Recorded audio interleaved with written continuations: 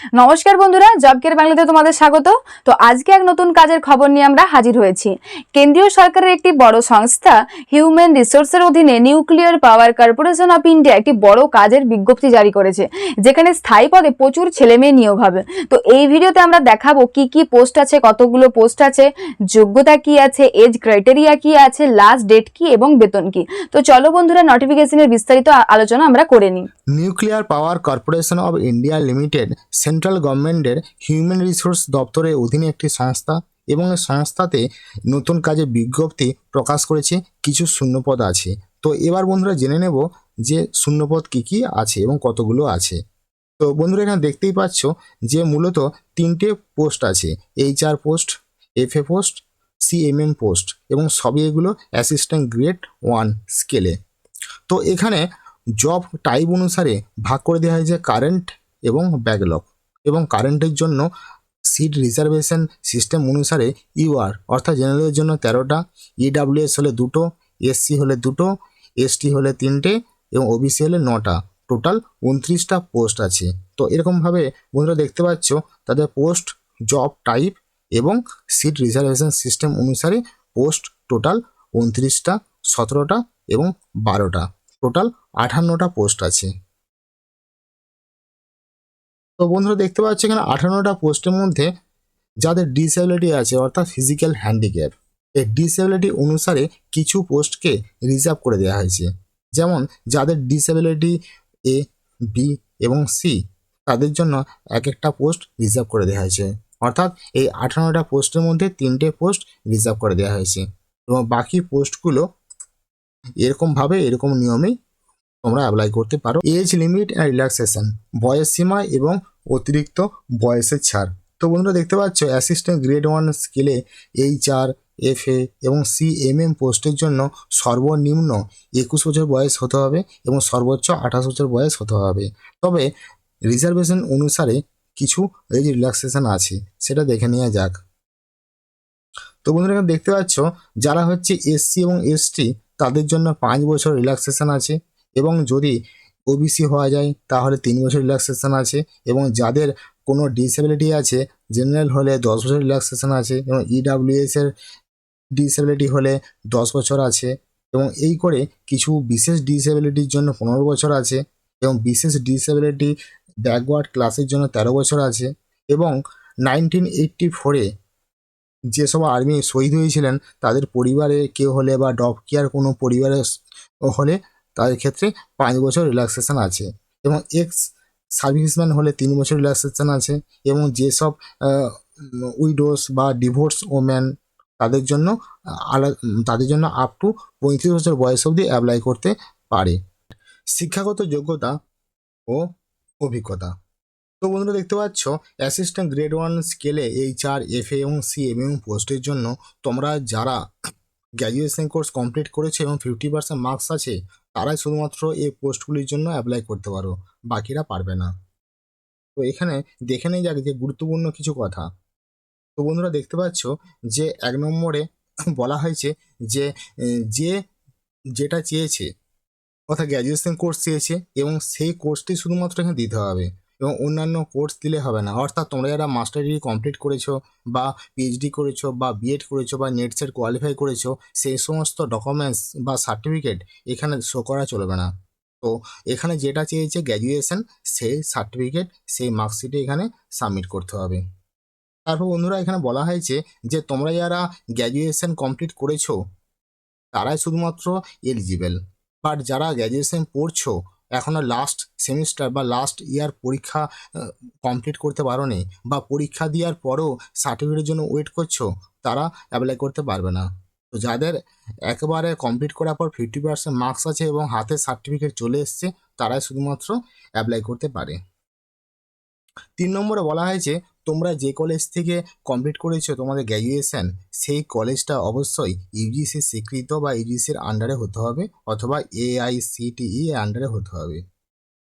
তারপর বলা হয়েছে যে এই যে পোস্ট NPCIL, এই পোস্টের যে কর্মী, সেই কর্মীরাও উঁচু পোস্টের জন্য আবেদন করতে পারে এই ওয়েবসাইটের মধ্যে।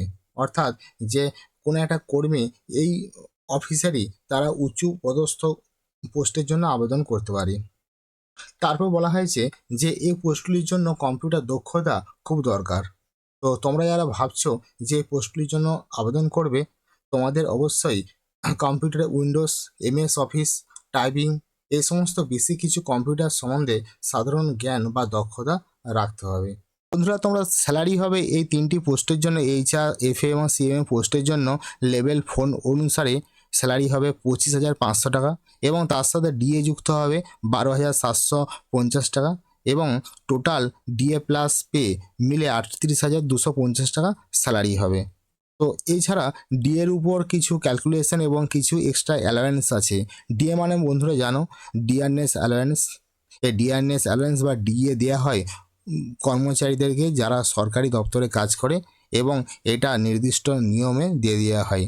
তো এখানে অ্যালাওয়েন্স ছাড়াও আরও অনেক কিছু আছে, যেমন ট্রান্সপোর্ট অ্যালাওয়েন্স, যাতায়াত খরচা, ট্রাভেল অ্যালাওয়েন্স এবং যদি কেউ যাতায়াত বা নিজের পার্সোনাল কারে যায়, হাউস রেন্ট, বাড়িতে থাকার অর্থাৎ যদি কারো দূরে বাড়ি হয় তো কোম্পানির আশেপাশে বা ওই সংস্থার আশেপাশে থেকে কাজ করতে পারে, ওই জন্য হাউস রেন্ট। এছাড়া আপডেট অ্যালাওয়েন্স, কিছু অ্যানুয়াল অ্যালাওয়েন্স দেওয়া হয়। তো এত সমস্ত অ্যালাওয়েন্স আছে।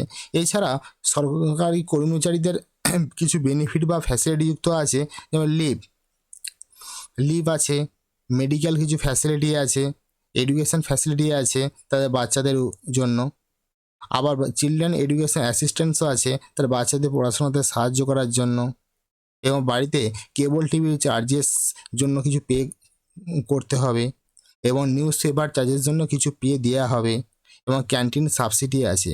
তো এত সমস্ত অ্যালাওয়েন্স আর এত সমস্ত বেনিফিট বা কিছু ফ্যাসিলিটি শুধুমাত্র কর্মচারীদের উপর দেওয়া হবে যারা ওই পোস্টে জব পাবে। তো বন্ধুরা, এছাড়াও কিছু ইনসেন্টিভ আছে, যেমন যে যেমনভাবে কাজ করবে তার উপর পারফরমেন্স ইনসেন্টিভ আছে যেটা ইয়ার অনুযায়ী বাড়ে। এছাড়াও লোনসে কিছু আছে, যেমন house building loan, general purpose, বা কেউ যদি ওখানে কাজ করতে করতে বাড়ি করার চিন্তাভাবনা করে বা কোনো কিছু করার চিন্তাভাবনা করে সেই ক্ষেত্রে লোন দেওয়া হয়। এছাড়াও সরকারি কর্মচারীদের জন্য এমপ্লয়ি প্রভিডেন্ট ফান্ড, অর্থাৎ রিটায়ারমেন্টের পরে কিছু টাকা একসাথে পাওয়ার জন্য এমপ্লয়ি প্রভিডেন্ট ফান্ড ব্যবস্থা আছে, গ্র্যাচুইটি ব্যবস্থা আছে, পোস্ট রিটায়ারমেন্ট কিছু মেডিকেল কেয়ার ব্যবস্থা আছে, বেনিফিট ফান্ড আছে, গ্রুপ ইন্স্যুরেন্স, এই সমস্ত গুলো যেগুলো রিটায়ারমেন্টের পরে ওই কর্মচারীটা পাবে। তো এত সমস্ত ইনসেন্টিভ, লোনস, রিটায়ারমেন্ট বেনিফিট এবং তার আগে কিছু অ্যালাওয়েন্স ফ্যাসিলিটি শুধুমাত্র ওই কর্মচারীদের উপর। তো বন্ধুরা, দেখতে পাচ্ছ কোনো একটা সরকারি দপ্তরে কাজ করার জন্য এত রকম ফ্যাসিলিটি পাওয়া যায়। বিজ্ঞপ্তি অনুসারে অনলাইনে আবেদন করার ডেট অলরেডি শুরু হয়ে গেছে জুলাই মাসের 5 তারিখ এবং এই আবেদন প্রক্রিয়া চলবে জুলাই মাসের 25 তারিখ অবধি এবং অনলাইনে ফি পেমেন্ট করা যাবে জুলাই মাসের 25 তারিখ অবধি। এবার দেখে নেওয়া যাক ফি কত কি কার ক্ষেত্রে লাগে। তো সমস্ত মেল অ্যাপ্লিক্যান্ট, তো দেখতেই পাচ্ছ যে সমস্ত মেল অ্যাপ্লিক্যান্ট জেনারেল, EWS, OBCর মধ্যে পড়ছো তাদেরকে অনলাইন ফিস 100 টাকা পে করতে হবে এবং এখানে সমস্ত ফিমেল অ্যাপ্লিক্যান্টের জন্য কোনো রকম ফি লাগবে না, পুরো ছাড় আছে। এবং যে সমস্ত ছেলেরা SC ST ক্যাটাগরির মধ্যে পড়ছো তাদেরও ছাড় আছে এবং যে সমস্ত ছেলেরা ফিজিক্যাল হ্যান্ডিক্যাপ বা এক্স সার্ভিসম্যান বা ডিফেন্সে কোনো সদস্য পরিবারে কেউ আছো তাদেরও ছাড় আছে, কোনো রকম ফি লাগবে না। শুধুমাত্র মেল অ্যাপ্লিক্যান্ট জেনারেলের ক্ষেত্রে EWS OBCর জন্য টাকা লাগবে 100 টাকা এবং এখানে সমস্ত ভালো একটা অপরচুনিটি আছে যে মেয়েদের জন্য কোনো রকম ফি ছাড় আছে, কোনো রকম ফি লাগবে না। সিলেকশন প্রক্রিয়া, অ্যাসিস্ট্যান্ট গ্রেড 1 স্কেলে যে 3টে পোস্ট আছে HR, FA এবং CMM, এই তিনটে পোস্টকে সিলেকশন করা হবে 3টে রাউন্ডে। প্রথম রাউন্ডে রিটিন এক্সামিনেশন আছে, দ্বিতীয় রাউন্ডে টাইপরাইটিং টেস্ট অন PC আছে অর্থাৎ কম্পিউটারে লেখার দক্ষতার উপর টেস্ট আছে, আর তৃতীয়ত কম্পিউটার প্রফিসিয়েন্সি টেস্ট যেখানে কম্পিউটারে কিছু বেসিক সফটওয়্যার উপর টেস্ট নেওয়া হবে। তো প্রথম যে রাউন্ড আছে রিটিন এক্সামিনেশন, সেখানে দুটো স্টেজে ভাগ করে দেওয়া হয়েছে। প্রথমে এক্সাম হবে, প্রিলিম এক্সাম হবে, আর দ্বিতীয়তে অ্যাডভান্স টেস্ট হবে। তো দেখে নেওয়া যাক এই প্রিলিমস টেস্ট সম্বন্ধে। তো বন্ধুরা, দেখতে পাচ্ছ এই প্রিলিম টেস্ট হবে টোটাল 50টা MCQ টাইপের কোশ্চেন থাকবে, যেখানে জেনারেল নলেজ এবং কারেন্ট অ্যাফেয়ার্স থেকে 25টা কোশ্চেন, কম্পিউটার নলেজ সংক্রান্ত 15টা কোশ্চেন এবং ইংলিশ সংক্রান্ত 10টা কোশ্চেন, এই করে 50 মার্কসের পরীক্ষা হবে এবং প্রত্যেকটা কোশ্চেনের জন্য 3 নাম্বার করে থাকবে, অর্থাৎ 150 মার্কসের পরীক্ষা হবে এবং টোটাল 1 ঘন্টা টাইম আছে। 1 ঘন্টা টাইমের মধ্যে 150 মার্কসের 50টা কোশ্চেনের উত্তর দিতে হবে এবং এখানে নেগেটিভ মার্কিং আছে। প্রত্যেকটি উত্তরের জন্য যদি নেগেটিভ হয়, ইনকারেক্ট হয়, তো 1 নম্বর করে ডিডাক্ট অর্থাৎ কাটা যাবে। এবং এই স্টেজটিকে কোয়ালিফাই করার জন্য জেনারেলদের জন্য অবশ্যই 40% মার্কস পেতে হবে এবং এছাড়া অন্যান্য যে কাস্ট আছে SC, ST, OBC, EWS অন্যান্যদের জন্য 30% মার্কস পেলেই হবে। তো এই ক্রাইটেরিয়া পূরণ করলে স্টেপ 2 অর্থাৎ পরের স্টেপে যাওয়া যাবে। পরের স্টেপে আছে অ্যাডভান্স টেস্ট। এখানেও 2 ঘন্টার পরীক্ষা হবে এবং 150 মার্কসের পরীক্ষা হবে এবং 50টা MCQ টাইপের কোশ্চেন থাকবে। তবে এখানে দুটো বিষয়ের উপর MCQ টাইপের কোশ্চেন হবে। কোয়ান্টিটিভ অ্যাপটিটিউড 25টা কোশ্চেন থাকবে এবং ক্রিটিক্যাল রিজনিংয়ের উপর 25টা কোশ্চেন থাকবে। মানে এখানেও একই রকমভাবে প্রত্যেকটা কোশ্চেনের জন্য 3 নাম্বার করে থাকবে, অর্থাৎ 150 নাম্বারের পরীক্ষা হবে। আর এখানে নেগেটিভ মার্কিং আছে, ইনকারেক্ট আনসার হলে 1 নাম্বার করে ডিডাক্ট অর্থাৎ কাটা যাবে, মাইনাস হবে। আর এখানে কোয়ালিফাই করার জন্য জেনারেলের জন্য 30% মার্কস পেতে হবে এবং এছাড়া অন্যান্য কাস্ট হলে 20% মার্কস হলেই পরের স্টেপে অ্যাপ্লাই করা যাবে বা পরের স্টেপে পৌঁছতে পারবে। পরের স্টেপ হলো এখানে কম্পিউটার প্রফিসিয়েন্সি, অর্থাৎ এখানে দক্ষতা, যে কম্পিউটার টাইপ করার দক্ষতা। এখানে 300 শব্দর একটা প্যাসেজ থাকবে এবং এই প্যাসেজটি 10 মিনিটে পূরণ করতে হবে, 10 মিনিটে। আর এই প্যাসেজটি থাকবে ইনডেন্টিং প্যারাগ্রাফ সংক্রান্ত, বোল্ড সংক্রান্ত, আন্ডারলাইন সংক্রান্ত, ইটালিক সংক্রান্ত, ইউজিং ডিফারেন্ট ফন্ট টাইপ। এই সমস্ত ফন্ট টাইপ দেখতে পাচ্ছ, এই সমস্ত নিয়ে একটা প্যাসেজ থাকবে। সেই প্যাসেজে 300টা শব্দের মধ্যে 10 মিনিটে পূরণ করতে হবে এবং এখানে মিস্টেক হওয়া চলবে না। কারণ মিস্টেক হলে কি হবে সেটা বলে দেওয়া হচ্ছে। যে এখানে প্রথম কিছু ইম্পর্টেন্ট ব্যাপার, যে এখানে যে পুরো প্যাসেজটি টাইপ করতে হবে এবং প্যাসেজের মাঝখানে যদি কোনো ওয়ার্ড টাইপ করতে মিস্টেক হয় তাহলে কিন্তু মার্কস কাটা যাবে।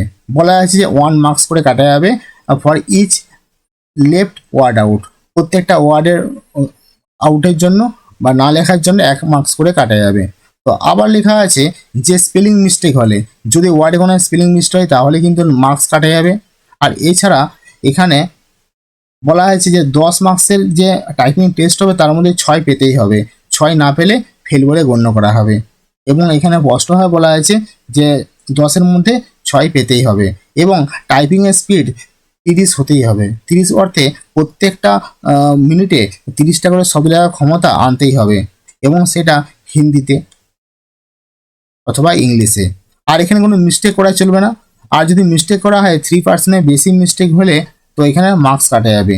তো তোমরা কম্পিউটার প্রফিসিয়েন্সিতে ভালোভাবে টেস্ট করার জন্য কম্পিউটারে যে বেসিক সফটওয়্যার থাকে টাইপিং টেস্ট, ওটা ভালোভাবে প্র্যাকটিস করবে, তাহলে হাতের স্পিডটা আস্তে আস্তে করে বাড়বে। তারপর দেখা হচ্ছে কম্পিউটার প্রফিসিয়েন্সি টেস্টে অর্থাৎ কিছু সফটওয়্যার অ্যাপ্লিকেশনের কাজ।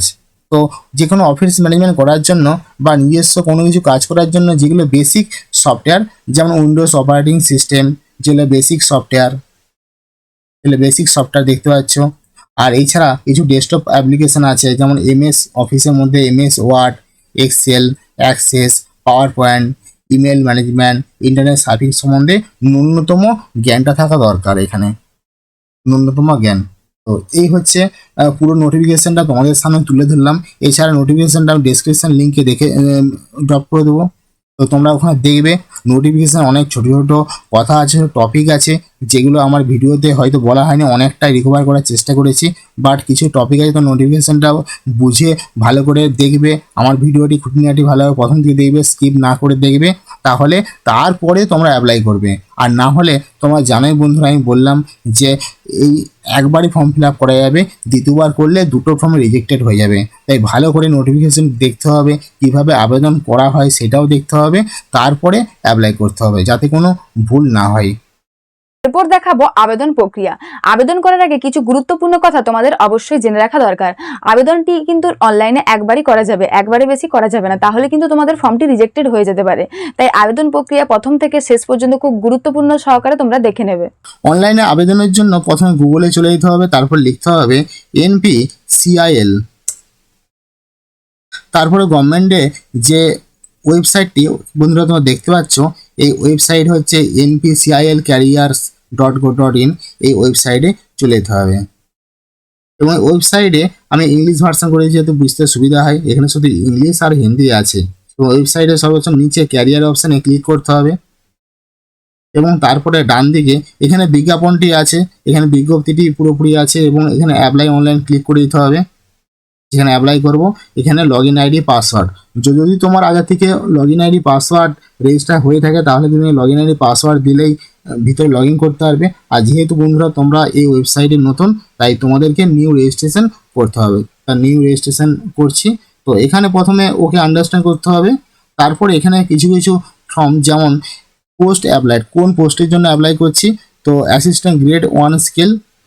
তারপরে ডিসিপ্লিন, এর মধ্যে কোন ভাগ HR না ফাইন্যান্স না CMM, আমি HR পোস্টের জন্য করছি।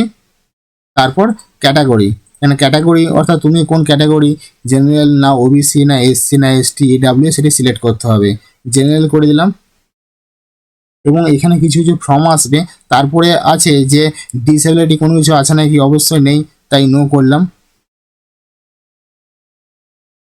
এবং এখানে নিজের নাম, middle name, last name fill up করে দিতে হবে, জেন্ডার অর্থাৎ পার্সোনাল কিছু ডিটেলস ফিল আপ করে দিতে হবে। এখানে পার্সোনাল ডিটেলস কিছু ফিল আপ করে দিতে হবে, বন্ধুরা দেখতেই পাচ্ছ। তারপরে এখানে NPCI এমপ্লয়ি অর্থাৎ যারা এই কোম্পানি এমপ্লয়ি তাদের জন্য এই কলামে সে ইয়েস বা নো করবে। যদি এমপ্লয়ি হয় তাহলে ইয়েস করবে, আর না হলে নো করবে। এই যে রিল্যাক্সেশন, এখানে এই রিল্যাক্সেশন যাদের আছে তারা এখানে সিলেক্ট করবে ইয়েস বা নো করবে। অর্থাৎ যদি কেউ SC ST OBC হয় সেই ক্ষেত্রে ইয়েস নো করবে, যে জেনারেলের ক্ষেত্রে এটা কোনো কিছু হবে না। তারপর রেজিস্ট্রেশন, তো এখানে রেজিস্ট্রেশন ইউজার নেম সিলেক্ট করতে হবে, এখানে পাসওয়ার্ড সিলেক্ট করতে হবে, তার ইমেল আইডি দিতে হবে এবং কনফার্ম পাসওয়ার্ডটি আরেকবার লিখতে হবে, তার ফোন নাম্বার দিতে হবে। ফোন নাম্বার OTP যাবে এবং ওই মেলে আর ওই ফোন নাম্বারে OTP যাবে। OTPটা দিলে এখানে রেজিস্ট্রেশন হবে, অর্থাৎ অ্যাকাউন্টে অ্যাক্টিভেশন হবে।